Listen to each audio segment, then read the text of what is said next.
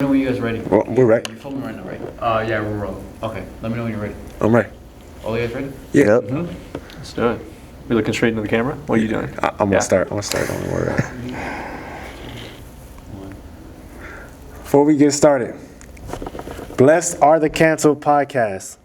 Josh Butler, I'm talking specifically to you. I'm calling you out for the hypocrisy. I'm calling you out for the BS. And I'm calling you out because I believe you may be a good man out there in Arizona. You may be good. And I love what your podcast talks about. It talks about the word of God and you try to preach to all your people or whatever. That's cool. The one thing I don't like about you is you're a hypocrite. Josh Butler, I am challenging you. I will come on your podcast and I will specifically talk about Blessed Are the Canceled episode 6, where Diane, you speak about, is apparently some type of traitor, which she's not. And the fact that you went on your podcast and you didn't have the guts to speak to a person face to face, you didn't have the guts to answer a text back to a person, that's silly. But Josh Butler, if you are what you say, I should say at least, if you are what you say, then you wouldn't mind if you come on our show or I come on your show. My one rule, no cuts, no edits. You leave the footage at that, and we could talk about really who betrayed who. Josh Butler, I don't think nobody should watch your podcast. I think your message kind of contradicts yourself. And to be honest with you, I think you are playing scared. You're playing cowardly. Now, I'm not going to call you a coward. I'm not going to call you ignorant, even though I want to. But I'm just going to address your actions as ignorant, and I'm going to address your actions of what you did. That was pretty cowardly to me. So if you are any type of man, Josh Butler, I'm calling you out. And I'm an acting podcast. I wouldn't even did this, but the fact that you did 2 episodes of this, that lets me know, yeah, we're going to have a conversation about Diane. But anyway, that doesn't matter. I wish you the best in all your streaming services. I hope you flourish. I just need you. If you want to address somebody on a podcast, have the guts to do it to their face first. That's all I'm saying, man. Challenge laid down. So you tell me how you want to respond. I could come on your show. You could come on my show. No edits. Let's leave it at that. What's up, guys? What's up, Jordan? That was intense, bro. What's up, Jordan? Jay, we're back. See, I wasn't too sure what we were going to start with on this episode, so that was, calling some people out over here. Hot and direct. I mean, I like it, yeah. There you go. I like it. You're passionate about it, too. That was about the microphone, too. That's just... No, I was catching it all. So I hope we picked up everything. Jordan, we're back, man. Yes, sir. Let's do it. How you been? Been good, bro. How about you? Dude, just real quick before we introduce our special guest, man, kind of talk about it. The episodes with Terry and Jillian, what did you pick up from them? Oh, dude, they were great. I feel like from those 2 episodes, what I picked up was, first and foremost, that actors that are coming up like that, you know, that might not have all the experience that like a seasoned actor might have, they have a lot of good gems, a lot of good information to give to people, because you don't have anything to base it off of. You don't have like a lot clouding your judgment almost, you know what I mean? And once you get to a certain level, you might not remember what it was like, you know, at those times in the mud, what it was like starting up, just getting your footing down. You know, you might have advice, but I thought it was great. I thought it was great for people to look to and just get inspired, you know? And they're both amazing actors too. Mm-hmm. And great people too. It was good to learn more about them. And I'm excited to learn more about RJ as well, yeah. You know what? Yeah, 100%. I believe the way Terry Pierce spoke about when we did episode 3, the callback, his audition process is just insane. And to see what he goes through on a weekly basis trying to perfect just a good audition, even though he may or may not get the call back, which is crazy. And then the way Jillian, happy birthday, late birthday, belated, the way she spoke about how she really goes in depth into building a character was just insane to me. And part of the reason, too, is why I brought this book today. Oh, my God. Michael Caine, Acting in Film. And I advise all the actors, all directors, all writers, everybody who's in the business of acting, come check out this book, because what he speaks about in this book is pretty much everything, all the methods to how he works on. And I didn't know he worked on a lot of different sets. Like, when I read in this book, I'm like, damn, he done like 1,500 movies. This is such an incredible book. I got done with it in like 3 days because it was fascinating. The way he speaks about the approach to rehearsal, how you shouldn't give your all in rehearsal, you should leave all that just for the camera. And the way he speaks about the relationship between the actor and the camera, it's just incredible. So I really think he kind of ties into what Terry and Jillian, when they brought us on with the show, just keeping a good process for your audition and just falling in love with the character. That's all you gotta do at the end of the day, man. Sure. Man, the Emmy nominees are out. Man, what did you think of them, man? To be honest with you, Let's kind of pull it back up because I didn't forget. yeah, to be honest with you here, I think there were a lot of snubs here, and I've heard people talking about all the snubs too. But I got to say, the Pit is clearing a bunch of these nominations here. And then we got Yaya as well for Wonder Man. He got nominated, which I think is great. Shout out Wonder Man. If you haven't checked it yet, if you haven't checked it out, go to Disney Plus. I believe it's the TV show of the year.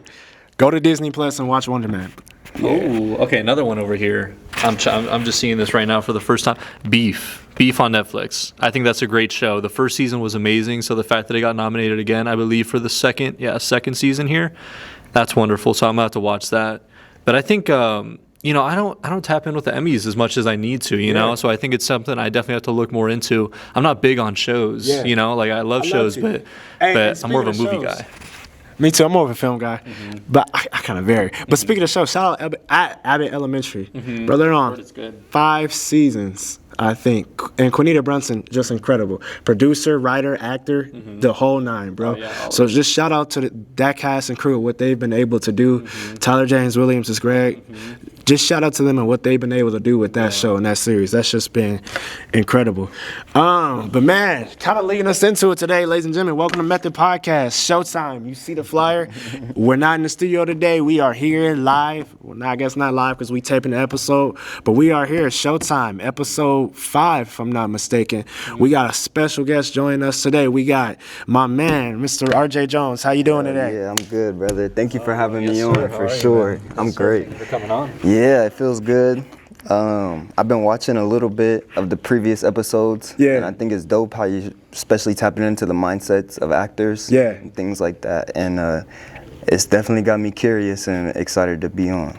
Hey, man, let's just dive right into it, man. We a little curious, too. Grew up in Vegas, man. Kind of talk about this real quick. What was the cultures for you and the vibes kind of growing up out here? Man, I love Vegas, you know. I was been raised out here my whole life and a single child. Of course, you know, you have cousins and things like that, but things get boring, and especially when you're not technically the age to be having the fun that Vegas is known for. But yeah, I definitely blurred that line a little bit coming up, especially getting closer to high school. But I did. The thing that really showed me about coming up in Vegas and how kind of twisted our childhoods are in a lot of ways was leaving Vegas for a little bit. So joining the Navy kind of showed me how unique coming up in Vegas is, and the culture. I think one thing about the culture that I don't like in Vegas is the kind of there's not really an art scene as big as, you know, other cities like New York or LA. Not that it's fair to compare, but you know, we've had a few artists and we have the LVA school, but there's not really like an actual homegrown list of, you know, actors and directors who have made it a breakthrough to a global scale, you know. And I'm hoping that that's something that happens in the future. It's here and there. It's very far and few, yeah. There's maybe a couple music artists, couple actors, but yeah, not as many as some other places. Right, for sure. You were in the Navy for how long? I was in the Navy for a year, right? Oh, really? Yeah, and this is the story behind that. So I don't know how people feel, but it was 2021. The COVID vaccine was a huge thing. Yeah. And I was refusing it. I said, I don't want it. You're like, no. Yeah, exactly. And I was able to be separated from the Navy with honorable discharge still, even though I didn't get the COVID because vaccine. Of the vaccine. Yeah, exactly. I didn't know that. Yep, so that was kind of my out.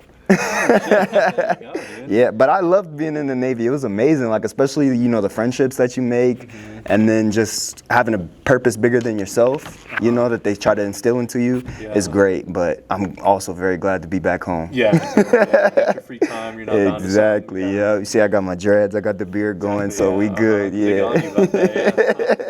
Exactly. I couldn't do that, bro. Having to shave my beard every day. Bro. Man. Does the Navy still take care of you to this day? Yeah, they do. They still take care of you to this day. They still, exactly. Yeah, that's actually part of the reason why I've been able to pursue film, right, was, you know, I joined the Navy wanting to make documentaries, wanting to be a documentarian. And I get out, and luckily, you know, honorable discharge, I get my school benefits, go to school for film at CSN. Nice. Yeah. Dude, that's great that you're able to use that, like turn it into a Absolutely. positive thing and still, you know, get some out of it for sure. 100%, yeah. Do they still pay you and everything to this day too? Yeah, yeah. That's what's up, Yeah. man. That's all because you refused to do a vaccine. Exactly. That's exactly. and you set up for life still. Yeah, they're definitely helping me out in life. You know, I'm still entitled to the VA home loan. That's a great thing. And then obviously the education aspect is huge. So I want to know, do you have the option to go back if you wanted to? See, that's funny. I mean, we all know how politicized COVID got, right, in the pandemic and everything. So Joe Biden says, get it or get out. Okay, I get out. Donald Trump comes in and says, I'm going to reinstate everyone with back pay. And this was huge for me. I was telling everyone, oh, back pay, I've been out almost, 2 years now. It would be something closer to maybe 100K, 80K. And then they emailed me saying, hey, the president said you could come back if you want.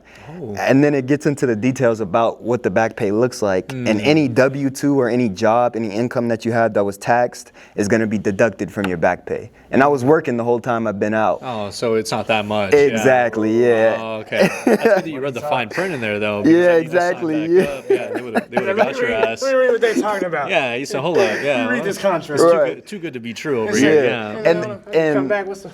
I was such a low rank, like the base pay, even though you get meals and lodging, it's like $1,600 a month that's hitting your account, and I was making more than that not a lot at when you minimum start wage out. in Nevada, yeah. So Might as well. I mess around and owe them money when I come back, Might as well, might as well not even. Yeah, Might as well not even exactly, do it. yeah. That process, what's that everyday, day-to-day life of somebody who served in the military as yourself, even though you weren't in there that long, but you got a taste of it, right? Just waking up every single day, you got a disciplined routine. The Navy's the top of the top when it comes to the United States military.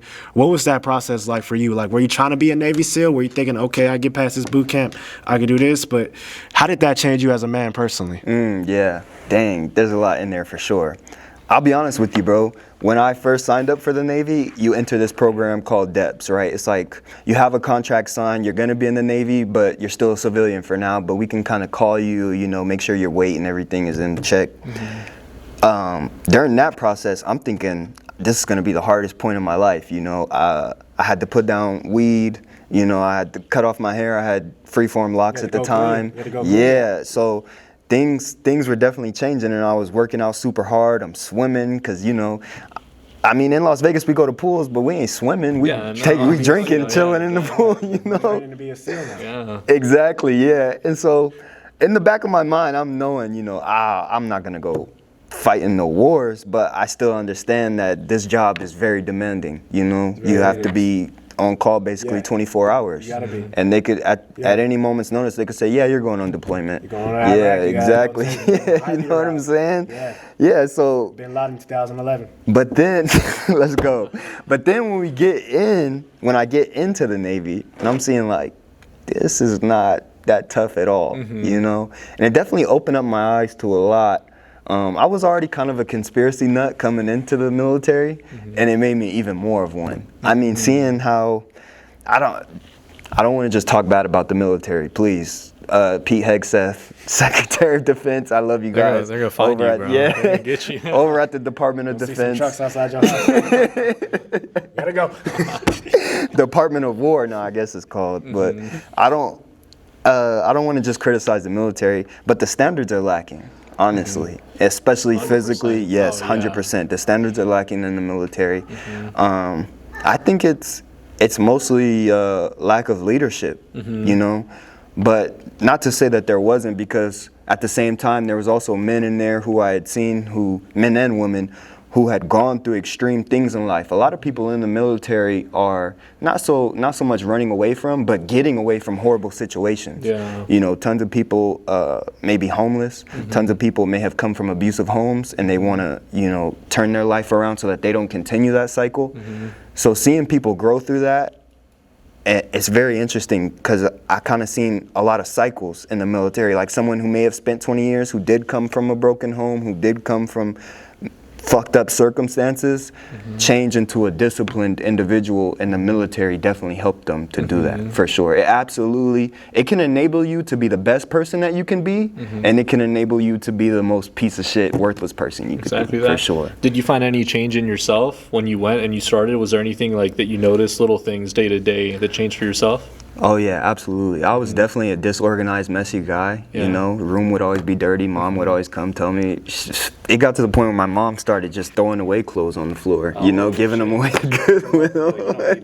Exactly. Yeah. So the military definitely gets that out of you quick, and you know, no excuses. Do your stuff. That's it. Yeah.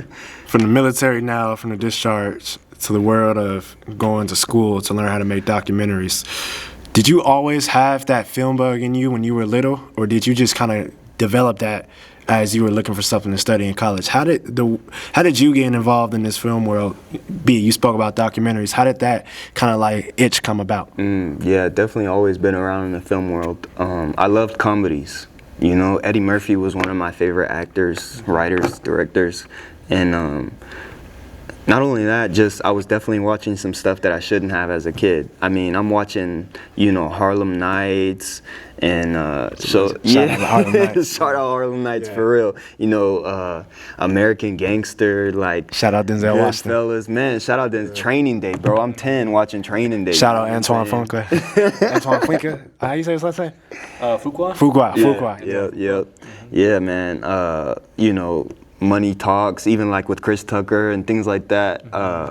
But so film had always been in the back of my mind, especially comedies, is something that I was interested in, and like I was acting out skits as a little kid with my mom and things like that. The documentary aspect, I definitely started to come into that more as I got older and then into the military. Just a different mindset and thinking. Sinking information, you know, wanting to feel like I know something about the world. When really I don't know anything. But I just like how documentaries can highlight specific things, you know, unknown to people. Now, was that something that you were kind of catching as you were in the Navy? Like you said, like was it during that time that you were looking around? Were you like traveling in your time in the Navy? Yeah. Were you looking around and just seeing like, oh, this would be cool if I filmed that way? It kind of like instilled that in you a little bit? 100%, yeah. Okay. And seeing different perspectives on things, absolutely. And realizing, you know, it's not right to be opinionated about things that you don't necessarily know about. To be knowledgeable before exactly. you get an opinion on it, And seeing out all the perspectives, you know, from even though this situation may not be right, it's better than that situation or things like that. I did travel a little bit as well in the military, mostly within America. Went to Chicago to train and stayed there for a little bit, and then Seattle and San Diego. My ship was like kind of going back and forth between the two, which it's crazy to actually see these jets in real life. Oh, dude, taking off on the aircraft carrier, So man. close to base is crazy. Whoa, loud yeah. too, bro, huh? Yeah, on the ship, man. Oh my God. I mean, people, if you look up a U.S. aircraft carrier berthing, and that's where I'm sleeping. It's literally like coffins stacked on top of each other. I mean, it's it's some next level stuff, you know. But yeah, That's crazy. Crazy for that. So, kind of capping off the military talk here, what are you proud of? One, how happy are you? How proud are you the fact that you made a decision to go to the military? What do you feel like it did for your life? You just enlisting, even though the discharge, but just for the fact that you enlisting and they take care of you the rest of your life still to this day. They paid for the school, for your film. How proud are you that you joined the military, and how proud of you? How much percentage does it have to do with the man you are today? I'm super proud. And yeah, that's probably about 90% of the man I am today. I mean, even being in for such a short time, I still acknowledge the fact that I made the decision and still enlisted, and I, you know, cut the things out of my life that were gonna stop me from getting there. And sometimes if you're feeling down, anytime that I'm feeling like, you know, maybe I'm not doing enough or I'm just, you know, lacking in certain areas of my life, I remember the times that I was able to cut these things out, that I was able to overcome and do this. So it's kind of like a sign of redemption at all times in my life. If that makes any sense. You see what I'm saying? It does, Yeah. Nice little restart. Exactly, yeah. Something that I could lean back on. Well, at least I did this, you know, so I know I could do more. Yeah. And then, to drift into our next topic here, moving out of that. So as you got out of the Army and then you started going to school, what was that time like in between there? So what was the time like getting out and then deciding you want to go back into school? Yeah. So I think getting out of the military is a little bit like getting out of jail for some people. Yeah, for and sure. what I mean by that is like when people are in jail or maybe in a situation and you'll talk to them, right? Like they're close to getting out. You'll be like, hey man, you know, what are you thinking about doing? Oh, bro, I'm finna have businesses. I'm about to be renting cars. I'm finna be detailing. I'm about to do this. That was me, 100%, bro. That was me. And I was chasing like crazy ambition. I was working 2 jobs. I was trying to put a car on Turo while I drove a bucket that I had since high school and was breaking down on me every other week. And so I was just burning myself out, and then enrolling in school as well. Yeah, it was getting crazy. And it got to a point where I was like, yeah, let me slow down and reel back before I lose everything, and everything just falls apart all at once. So that was the biggest challenges of the transition from the military to civilian, and kind of also dealing with different dreams, right? Like, you know, wanting to be into film, but then also wanting to be on the entrepreneur side. You know, it was kind of hard to kind of seam the two together, and just dealing with that realization that oftentimes you have to focus on one thing if you really want to be great at it. Exactly. Yeah. It's hard to stretch yourself too thin, and then with that too, Absolutely. being like an entrepreneur, I think everybody gets that idea too. Everybody Right. obviously wants to like have a business, make money, whatever it is. But then you get a dream like being in film too, and it's hard to connect making money from that to Yeah. that. Yeah. You have to know that like you might not make any money from it, Man. and that's hard to accept. Yeah, that's a tough pill to swallow for sure. 100%. So you're at this point where now you've left the military. Now you're studying film in college. Tell us, what's your Monday through Friday look for you, your first couple of years as a CSN college student trying to get that degree? What's your Monday through Friday look like for you? So once I realized, like, okay, the military's paying me to go to school, let me not waste it. Because for maybe the first 2 semesters, I was kind of just drifting through it, you know? I wasn't making the most of what it could have been. And then I would rely on the fact that, oh, the military's paying me. Like, yeah, you're getting paid to go to school and you may be making friends, but you're not actually pursuing your dream or applying yourself the way you could be. And so that was a huge challenge, getting over myself in a way, you know? And kind of getting out of my comfort zone and allowing myself to not be good at first and to not make money at first and for things to be rough and uncut, you know, as I work towards what I wanted to do. Absolutely. Yeah. Yeah. And then, so at what point, while you're doing this throughout this entire week, right? At what point do you start doing stand-in for acting? As we kind of trying to transition into that, what's that first film look like for you on set? My first film, and it's crazy because I feel like, you know, as adults, we never really get out of the kind of social classes or social caste system that we have in like high school or middle school. And you see it in the military too, like the popular crowd, you know, the less popular crowd or certain things like that. Yeah. It's everywhere, literally. And so my first films were kind of just being with the, you know, maybe the outcasts of the film class and being on the films that, you know, frankly just didn't have enough effort put into them. You know, just didn't have, maybe had the bright idea, but didn't have the follow through in the execution and the coordination. And you have to realize, like, I had to come to the realization film is not a solo sport. You know, It's a team sport. 100%. I mean, Full team to make a film. Yeah. It takes a full team to make a film, right? If it takes. And me, I'm from the world of sports, as you are too, right? I always think of it as, okay, got your owners, your producers, your higher, big money executives. This is my vision. Now we're just flossing around, but we're not really making no decisions, right? You got your management, okay, your directors, your everyday casting directors, your continuity assistants. Then you got your head coaches, which is your producer and your director. And then you got your quarterback, which is your lead actor, you know what I mean? So it's just a lot of stuff I translate from the world of sports to acting, and then I think about it, it's a full team to make a 20-minute, 30-minute, an hour, and 20-minute, 2-hour feature, you know what I mean? It's a full team of just chaos doing that. which is crazy to me. While you're on these sets, right, what are you noticing from other actors? What's some things that are you picking up anything? Or are you just while you're on these different sets just as a stand-in? Because like you said, I'm just there. Is there anything that you're picking up that you're seeing other actors and directors or even the camera technician guys doing? Like, what are you seeing from other actors and from the overall guys on sets? Yeah, I'm seeing a lot, and it was all blowing my mind. I'm seeing a lot of the directors and maybe director of photography really having that almost creative gleam in their eye when they get in the zone and like everything's so coordinated and executive. Just flowing. Yes, and it's beautiful. It's beautiful to see, especially with the actors when they get into their zones. Man, it's something different. Yeah, some changes. Yeah. Yeah, 100%. 100%. I haven't really seen anything like to the point where, oh my God, this person like completely changed my world. But I am seeing things like where I've seen people work through uncomfortableness, and that impressed me a lot. Yeah. Seeing people work through, maybe a character that doesn't necessarily reflect their everyday personality, right, and seeing them be able to work through it and still have the courage and the oomph to make it work. Overcoming the objectives and realizing that it's a different person and not themselves. And putting themselves. Do you see yourself at moments like I could do that?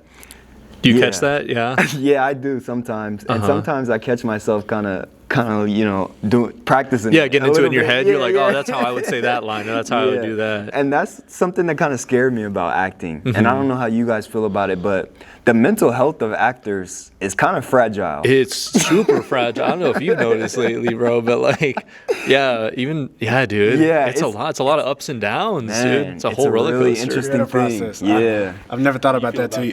I've never thought about the mental health of actors until you just said it. It's a lot, but then it's also a lot that you're processing.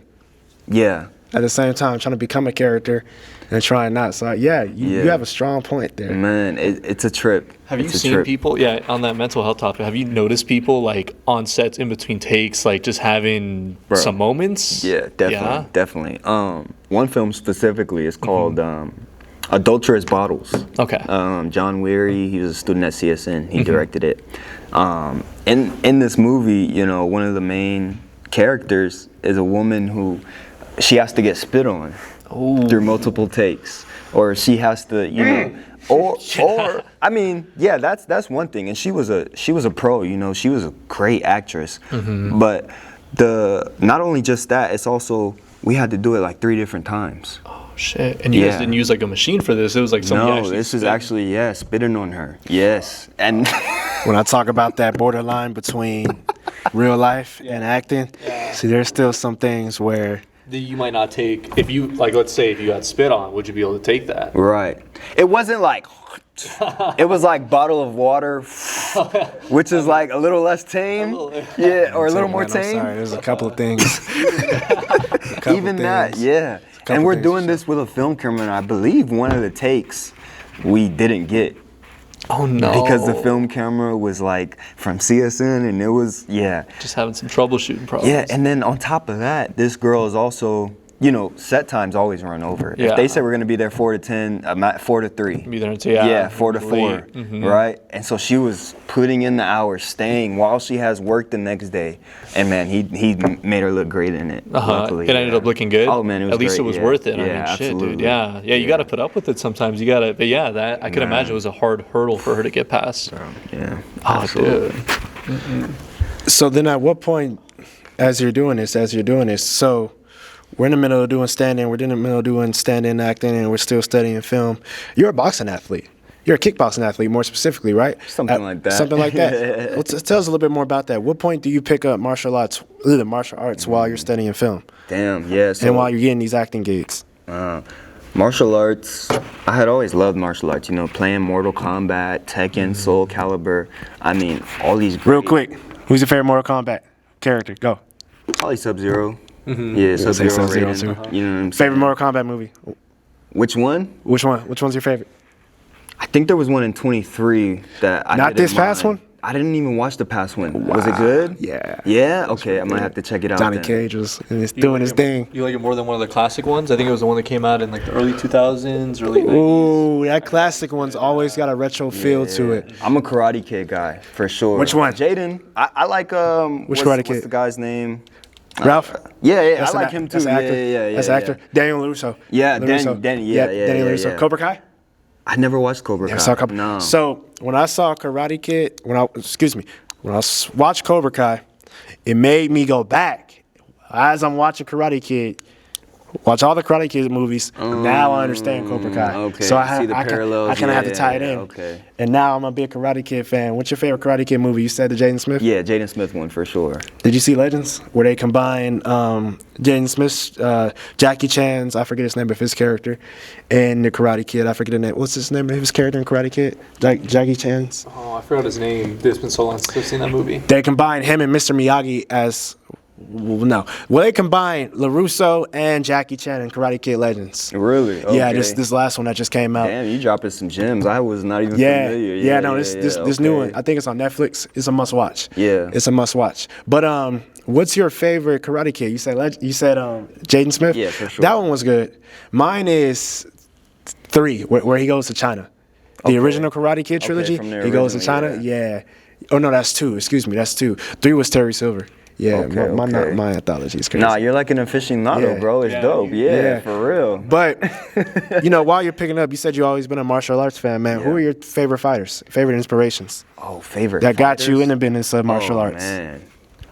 We talking all martial arts. Anderson Silva for me is one of the GOATs. I absolutely loved Anderson Silva, John Jones. What do you love about his fight style, Anderson Silva? Oh, it's fun as hell. It's amazing.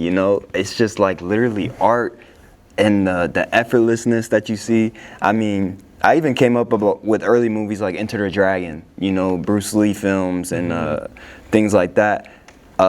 Roadhouse, These Roadhouse.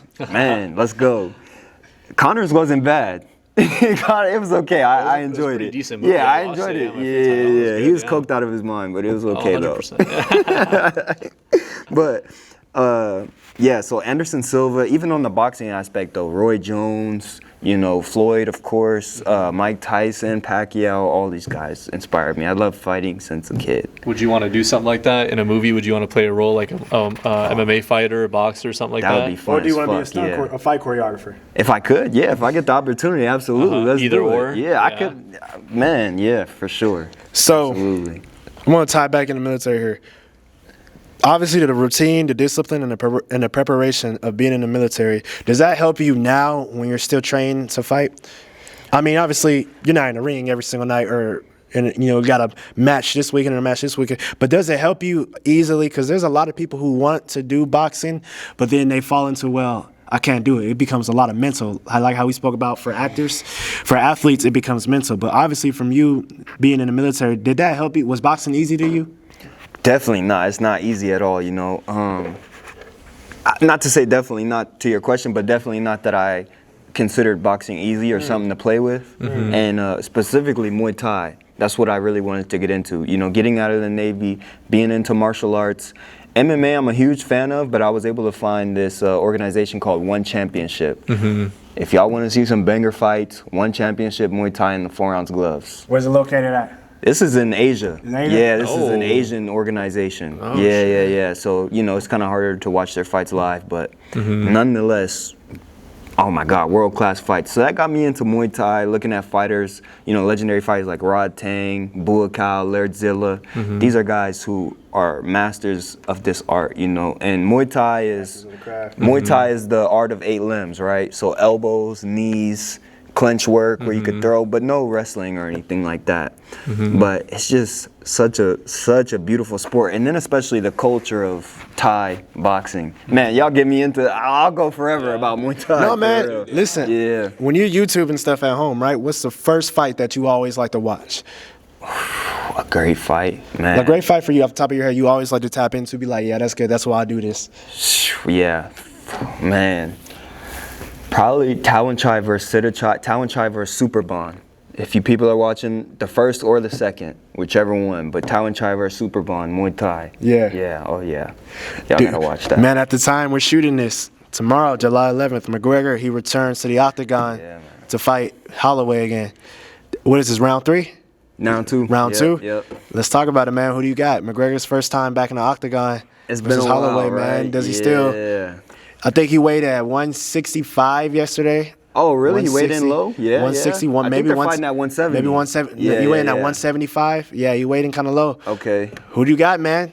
I got Max, man. I think Max will get it done. Connor's got a fucking metal thing in his foot now, right? Doesn't he have like a plate or something? He broke his foot in his last fight of the octagon. But I'm excited for him to come back, and it's a new Connor. It's not a brash Connor. It's a Connor that's religious now. It's a Connor I know it's a Connor because when I was watching him doing his media yesterday, it was like, oh, okay, he's kind of chilled out. Way But more once that little calmed down, face-to-face backed on, and he took the glasses off, I'm like, there he is. Yeah. There's our good old Irish fellow. But do you think his instincts are gonna pop back in him real quick? What do you think's gonna happen? I think he'll be competitive. I don't think he's going down. You ain't just finna TKO Connor. Max is good, man. Max is a killer. Max and I thought Diaz wasn't finna get TKO, but Diaz got fucked up on, was it Jake Paul's pay-per-view? Oh, in his boxing fight? Yeah. I mean, if you watched Max versus Gaethje, Max's last fight was Ilya, right? Yeah. Ilya Topuria. Yeah. And he gets knocked out after a decent performance. But man, these guys go through so much. If Max is healthy, I think he could get the job done, man. And probably a war. You know, Connor's just not going to go out. He's a veteran of the game. He's been through wars himself. But I think it's time to just ride off in the sunset with your $200 million, you know, and do more movies. Who won last time? Connor did. Yeah, it was Connor. Yeah, wasn't it by TKO? No, by decision. By decision? Yeah. This was how long ago? What, like, this is 2013, bro, this is 10, 12 years. 2013 when they last fought. Yeah. 10 plus years for sure. So it could be whoever. Exactly. I was going to ask you, how many days are you training a week now? Oh, bro, I'm out of shape and missing the gym, but I was just there yesterday, maybe 2 to 3. Which gym do you go to out here? Andrada Muay Thai. The dopest Muay Thai. What side of gym. town, man? This is on Rainbow and Oki. Yeah, Coach Andrada over there. He's dope. Come through, first day free. Come learn the art, discipline, get fit. Or if you just want to fight, it's dope. Great group of people over there. Mm-hmm. You guys definitely got to come too, for sure. I'm gonna get my ass beat over there, bro. I don't play for shit, dude. I was gonna ask you, so like doing that, like fighting, learning like Muay Thai and all that. Do you feel like that's a good asset to have? Like, does that help you like mentally be able to like take like challenges on hurdles, like challenge yourself more? You know, do you find yourself more out of your comfort zone now that you've like been fighting for a little while? Yeah, just training martial arts in general will give you tons of, not even that you have to fight, but just training consistently, being learning around a group of people, watching yourself progress. That's huge. Yeah, that's huge. You know, especially for me, where I want to be good at everything as soon as I do it, but that's just not reality. Of course. Do you find yourself wanting to learn more skills? Because that's a huge thing for actors too, is that you have to like learn all these different skills, do all these different things, challenge yourself to take on like a role or something. Bro, hell yeah, man. Okay, hell yeah. And it gets real in depth with acting. It's also a thing like where you can get out of your own head about what other people are thinking about you, and you don't mind if you look like a fool in the moment because you're mastering something. Exactly. Yeah, that's huge for martial arts that I got. I like that, watching yourself progress. Oh man. So, with that martial arts and the preparation and everything you just said you do, right? When you get to these sets, man, we talked about it earlier, how other actors on set that you've seen disorganized sets, you've seen really good actors go through it. How do you as a person, when you're a stand-in mostly, do you go in depth with as much of a character? You just be like, okay, what you want me to do? All right, I got it. Yeah, so most of the time, what you did on the set of Cadence? Kinda, yeah. Cadence, I took more initiative to kind of get involved. Like, I don't think Sean wanted me to do as much as I was doing, especially for certain scenes. But then once he's seen that, like, okay, that kind of fits, that makes sense in a reality terms, I'll let it stay. Because I've been in martial arts gyms, boxing gyms, kickboxing gyms, and I'm knowing how a sparring is going to go. If people are having a war, it may be empty, but people want to come watch that. You know? So why not just add in a sense of realism? Yeah. Man, and it's funny because so I was going to kind of segue into my next question here. You're on that set.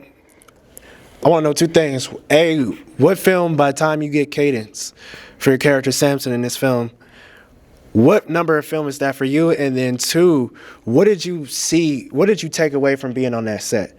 Besides watching my character get his ass beat. Besides watching my character get thrown out of a ring. Put up a good fight. Decent fight. But what did you kind of take away from I that just set? want to say, first off, bro, you were probably the most skilled boxer that was there, for sure. crazy, bro. And I was super impressed that you took lessons. Because you had already heard me telling you, like, bro, your punches actually look kind of sharp and you actually turning them over. Like, I like that. It looked good. Like, it didn't look like the guy that beat you up should have beat you up. That's what I was thinking when I watched know it, what bro. I'm saying? Low key, I was like, he's dedicated, bro. I thought he was like an actual fighter. For That a was minute. dope. Do you remember when we did our choreography on the fly? Yeah. I don't know if you remember that. So we're on the set. This is day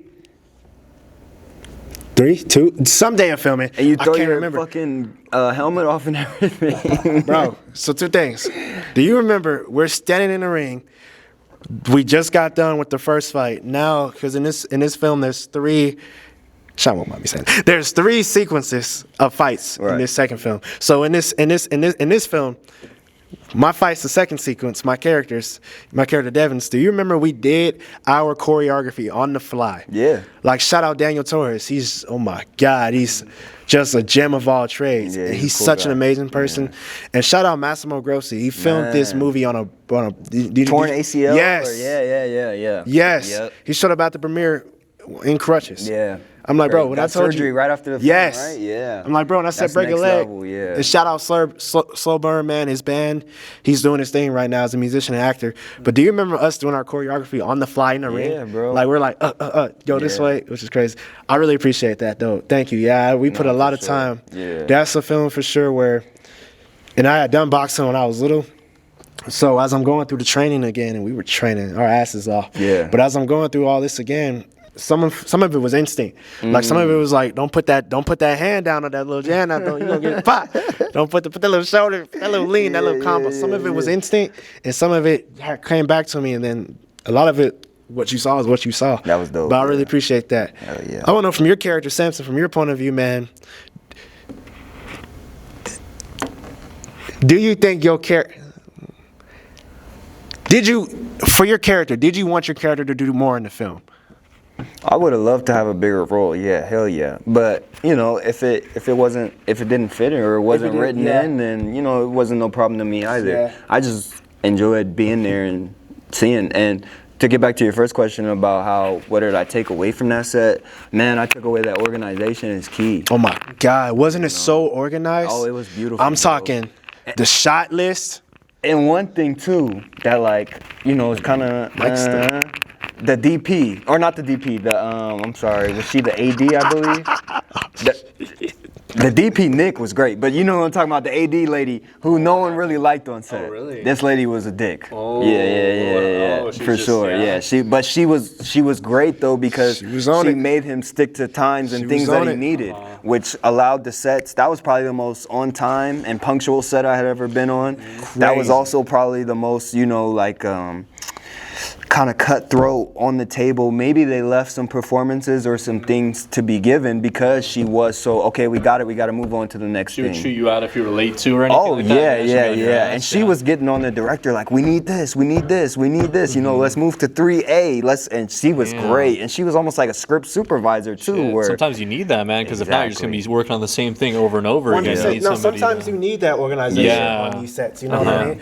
And like you mentioned to your point earlier, I feel like because you've been around it, I feel like it's better to be around an organized set than it is a disorganized one. You know what I Probably, mean? yeah. Because when you're on an organized set, it's your job as an actor just to act. Yeah. When you're not on an organized set, you feel like so much more you have to put into it, and there's so much more that like is up to you. Because and we have that experience of being on a set where we've worked on sets where we feel like it's not very organized. You know, the director's not really directing. Yeah. Some directors just like to stay in their chairs and not really direct or tell you the shots or tell you what they need you to do. You know what I Yeah, mean? They yeah, kind of yeah, yeah. resort that to other people. Some directors do that. Yep. And then some directors also just like to, maybe they're not so detail when it comes to telling when you shoot next, you know what I mean? And we lived through that, and then we've also lived through good sets. Yeah. So just overall, like you said, that proper organization from Cadence, man, I'm glad you took that away. At the premiere, you weren't able to make it. Yeah. I actually, Your moment, Yeah, that's that character, Samson, when the last fight, his face made the entire premiere people go like, that's crazy. You had the biggest pop the other night. I mean, we did watch it together for the first screening. Yeah. Where he was like, this is pretty much the final cut. And that moment, we all just started dying laughing. That moment made the entire crowd laugh the next day. Yeah. I wanted you to know that, and I wish I had been recorded. You had the biggest moment. Hell yeah. That moment, your moment of, you got knocked the fuck out, made the entire crowd just break as character, which is crazy. Do you want to do more boxing films like that, man? Hell you yeah. Want to do more? Hell yeah. Like, what are your goals still that you want to? What are some things you still want to do in film? Do you still want to act? Do you want to write? Do you want to direct? What are you looking to do still in film, man? Because you're getting a degree now. Now that opens up so many doors for you. Yeah. What do you want to do in this film industry? Damn, it's like the curse of options, right? Mm-hmm. It's like options, especially mixed with the ambition to conquer everything. Yeah. You know, like I want to make a feature. I want to make a short horror. I want to make a documentary, and then so it's getting difficult to kind of narrow down the focus and the desire for one project, because I think things also come and go too. Mm-hmm. Yeah, like the desire and the motivation to push through for a project. But right now, my goal in films, I'm really enjoying kind of helping others to see how you can. Because like we said, it's a team, and how you can make the team see the whole vision, and learning those techniques and how to put together proper teams so that I like that. Whatever being able to vision bounce is able around to and see how everybody works, and then help them all work together, rather than it being like these separate pieces trying to come together on their own. You know? Absolutely. You might be that link right there. Yeah, so that's what I'm focused on right now, seeing where I fit in kind of within that team. Like I may want to make a horror short. You know, let's say that's my dream, and I would definitely love to do something like that, but I also need to realize, okay, what's the team that I'm building that can enable me to do this, or where do I fit in that I can enable myself to have others come and go do this with me. Where do you have the most enjoyment, kind of thing? Exactly, for sure, that too. Yeah, I feel like that's important. Yeah, because you gotta remember it's something you do for fun. You know, primarily passion. Yeah, absolutely. Yes, sir. Yeah, you kind of just touched on it right there. What's your advice to actors who are starting, who are trying to get into this game? Because you're ahead of so many people in the industry because you got the degree damn near in your hands, right? So what's your advice? And you've seen it. You've been on sets where they've been organized, they haven't been organized. I'm pretty sure you've seen arguments, and I'm pretty sure you've seen directors go crazy, right? As a guy who... Because have you spent more films just kind of in the background, just been chilling? Yeah. What's your advice? I'm also pretty well versed in setting up lightings and things like that. So what's your advice to actors on the acting side who want to get into the business but who wants to lead right away? And then what's your advice to the guys and the girls who wants to do the set, who wants to work behind the scenes, who wants to direct, who wants to act, or not, who wants to produce, who wants to be a script supervisor, who wants to do continuity things, right? What's your advice to somebody that's trying to get into the industry or who's trying to study it? What's your advice and what would you tell them? Man, definitely, besides things that everyone knows, like reps and putting yourself out there, obviously get on all the casting apps that you can, work in amateur films and student films and even, maybe low budget shorts and things like that, and just accept the moments of not so much humiliation, but be humble about the things, about paying your dues. You know what I'm saying? That's probably the biggest piece of advice that I would give to somebody, or things that I think are leading in the right direction. Is there a place you'd recommend people to go to in Vegas specifically? Actors, directors, videographers, anybody getting started out? Since you did go to CSN or are currently going to CSN for film, would you recommend them going there or to another university? Yeah, absolutely. Go to UNLV, go to CSN. There's an app that a lot of CSN and film students are allowed to, book talent through. Go to these apps and get your name out there in the student film world, because they're always looking for people who want to act. Absolutely. Exactly. Now, how important for you, for your career in the industry so far, was it important that you went? Because a lot of people like myself and Jordan, we didn't go the college route of breaking into this industry, but you did, right? And you gained so much skills, a little bit of everything, like, okay, this is how you write a screenplay. Okay, this is how you direct, this is how you produce, this is how you act in it. How did that help you overall just develop your mind to acting? Oh, it just the whole shook. business itself. Like, how did that change your thought in your whole process? Yeah, it shook me. It definitely intimidated me at first. And again, the curse of too many options, right? Now you're being shown this, and it's like, oh, I'm the best writer in the room. I know I'm gonna write something great. And then it's like, okay, what's your idea? You know, or then it's like, okay, so you just touched on that a little bit. Now I'm gonna show you editing. Oh, I'm gonna be the best editor, and So it can be overwhelming and intimidating at 1st, but then it goes back to realizing, okay, what's my role in this industry? Where do I bring value? Yeah. You know what I'm saying? Where do you fit in? What do you enjoy the most? Yeah. Exactly, yeah. That's good that you got to 100%. learn a little bit of everything there, and then you go in, yeah. Yep. Okay. I like that. I like that. Man, we're kind of just firing on all cylinders. It's just been such a great episode. What's the funniest thing you've seen on a set that you worked on? The funniest thing that I've seen on a set, man,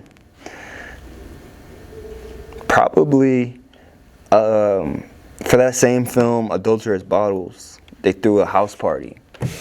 And Oh, shit. You know about this? No, house parties are never good. No. I mean, no, they're not. Yeah. start. No, they were. movie House Party, right? House Party, where's you? oh man, and things got intense, man. Things got pretty. Was this like they did like an actual house party and everything? Yeah, they were like he going actually all threw a in? party, invited a band. Like Oh. Coach Carter, like that scene in Yeah. Coach Carter where they actually. Oh yeah, Good choice, yeah. Exactly. It wasn't too packed. There was maybe like 30 to 40 people at his height. Okay. But it was pretty small. Yeah. You know, and like at the same time, it's like, okay, we're here, we're enjoying the band, and we're also making a movie, which was just a Same dope, time, yeah. fun experience. Yeah. And then there was like a fight within the scene, so it was great. Okay. Yeah. Okay. That sounds like a lot of fun. Yeah. It was super sounds fun. real. Yeah. Yeah. Like you got a real experience. Oh there. man, for real. My man, as we get to a close for a little bit today and just kind of wrapping up this episode, man, what's the number one thing when you get into this industry, right? You're working in the industry, right? What's the number one thing? And you kind of mentioned it earlier about having people realize their worth, realize what they want to do.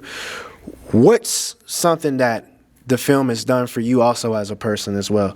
Like, you went to school, you got the degree, you've been studying it, and you've been working on sets, right? What's this experience done for you as a person in this industry? Man, yeah. Film, I think, reveals whatever you tried to hide, whatever you tried to put off, it's gonna show. If you didn't put the time into the skills for post, or you didn't put the time into the skills for, you know, composing your shots, making your storyboard, making sure your actors are on the same page, if you didn't put in the time, it's gonna show. And so I think that aspect of it being so revealing of your character and your work ethic has been huge for me, because like I said in the beginning, I started off thinking I could do this solo, and I got revealed quick, you know. But I'm glad that I also had the humility to be like, okay, I obviously need to go learn and need to go humble myself and be put in these positions where I could see how the process actually works and have fun at the same time. To take those hits, yeah. Yeah, That's exactly, sick, man. bro. You So that got just helped to. you reveal your truth, yeah, your character, you as yourself. Absolutely. I love that, bro. Yeah. That's amazing. Exactly. All the time. That's for like a character, but even for yourself, man, like it's important. 100%. And everything that you do, even if you're a gaffer on set, you know, if you're someone that sets up the lighting, you have to be fully accountable, and you have to say, yeah, maybe, you know, I didn't have the right lighting composition in this one, or, you know, and that's a huge hit. Every single tiny piece. The sound Everything guy. matters. People don't realize how critical sound is in a film. You know, and how intricate and complex it gets with the sound guy mixing levels and then the post sound. Yeah, it'll reveal you. As we wrap up today, man, what's one piece of motivation that just keeps you going every single day? Oh man, just the fact that I'm blessed enough to be able to get up and try again. You know, I think that's the biggest thing in life. Do you have the opportunities to get up and pursue the things that you want to do? If not, you're blessed than most of the world. You know, what percentage of the world can't even get up, let alone pursue the things that they want to do? Yeah, true. You know, so I think that's my biggest motivation in life. Absolutely. That's great, bro. Yeah. That's amazing. What about you, Omaree? You got anything to go off with? Just keep going. You know what I mean? Just keep going, keep pursuing, and just keep trying to get better. You know what I mean? I feel like, and you really spoke about that today, understanding and just realizing your potential and realizing your worth. just keeps you going. You know what I mean? So that's one of the things. RJ, man, it was so good to have you on today, bro, my this man. It was was so fucking good great. to have you on, to have you come speak about your knowledge I and wish we working could on. have talked a little more, got in depth with your beef. What was the guy's name? Josh Butler. Josh Butler, you mother. Listen. It's a different time for a different story. I already switched my time dealing with him. Real quick though, that's your solo camera. Top 3 favorite films of all time. Go. Oh, top 3 favorite films of all time. We're gonna go City of God, Brazilian film. Great, it's free on YouTube now, which is amazing. Maybe Harlem Nights.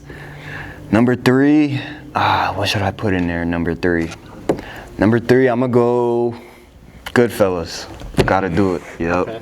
Top 3. that's a good list. Yeah. What about you guys? Ooh, you can go ahead. Denzel Washington Training Day, Michael movie, even though it just came out, and I'm gonna go Ghostbusters. Oh, Ghostbusters. Okay. Who you gonna call? Who are you gonna call him, Maury? Not Josh Butler. Definitely not him. Number 1, La La Land. Number 2, Whiplash. Number 3, Dunkirk. Oh man, those are great. Yeah, Dunkirk for sound, like you said, man. The sound design of that the movie. sound. That's your solo camera. I want you to shout out anybody who you want to shout out right now. Shit, shout out you, man. Get up and go do something. I like that. For real, go have fun. Ladies and gentlemen, appreciate you for watching today's episode of Showtime, Method Podcast live from the East Vegas Library. I'm signing off here. If you like this video, please like and subscribe on the YouTube channel. Man, RJ, once again, thank you so much for popping on, giving us knowledge about military, giving us knowledge about the acting game from beyond. One more thing before we sign off. You got super kicked by your cousin when you were little? Super kicked. Super kicked in the face? Oh, bro, we done been sweet. Yeah, he sweet chip music me maybe once or twice, but I've gotten mine in on him. I've gotten the walls of Jericho. You got some get back. Yeah. Watch this episode, everybody. Appreciate you.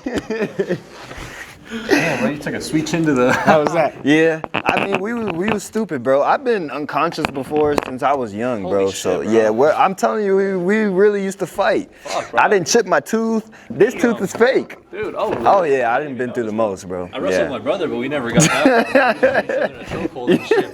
How was that? Was that good? Yeah, That was a great episode. bro. That was fun, bro. That was Hell yeah. great. Thank you. That was a for great sure. episode. All that about, I didn't know